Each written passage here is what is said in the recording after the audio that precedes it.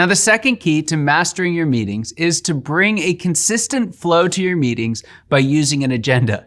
Now, if you're like me, you may have gagged just a little when you hear the word agenda as a whole string of stale and pasty and meaningless meetings flash through your mind. But please stay with me on this because I'm going to show you an agenda that will make your meetings the exact opposite of those boring, pointless meetings you've endured in the past. You can keep your meetings and your business nimble by predefining the phases of a meeting rather than the topics of the meeting. Now, I recommend an agenda that's very similar to the weekly tactical meeting developed by Patrick Lencioni. The first meeting phase is the after action phase.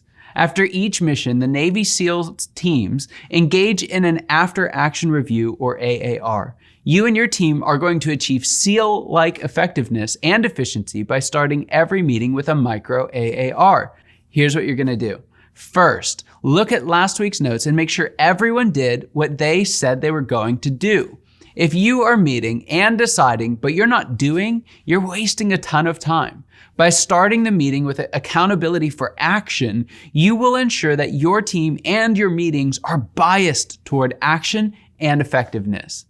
The second phase is the dashboard phase, and during this phase, quickly review your key metrics together. If you don't already track key metrics, you're going to want to start right away. Keep it simple. Just 3 to 5 key metrics are all you need. Here's a few examples. You can track leads, sales, production, whether that's units shipped or hours billed or story points completed or units produced. You can track profit, either as dollars or percentage, whatever you're comfortable with, and expenses. The idea is your team can look at a dashboard and see what is working well and what isn't. This helps with a few things. It keeps first things first, and it provides a viable measurement for the effectiveness of your team. Now, keep meetings short and effective by limiting your discussion during this phase. Any issues that come up should be pushed to and prioritized in the next phase, the issue phase. Next, write down a list of all the issues that need to be discussed, including any problems uncovered in the first 2 phases. Anyone can bring an issue. However, just because the issue is on the list doesn't mean you have to discuss it. Instead, once you've written down the full list of issues, take a moment to review the list. You'll find the issues will likely fall into one of 4 categories. There's reporting. Sometimes someone wants to tell everyone else what happened. Don't waste time on this. Just have them send it in an email or whatever communication channel you use. 2, there's sideline issues. A sideline issue can be dealt with by 1 or 2 team members without using the entire team's time. Simply assign the issue to those 1 or 2 team members and have them follow up at the next meeting. 3, a critical issue.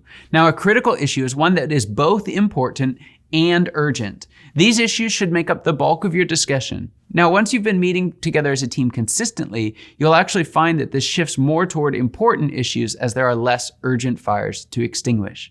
And finally, 4, non-critical. You'll have some issues that aren't very important, but still need team input. Save these until the end. If you can get to them, great. If you can't get to them, table them and bring them to the next meeting. Now, the final meeting phase is important. It's called the clarity phase.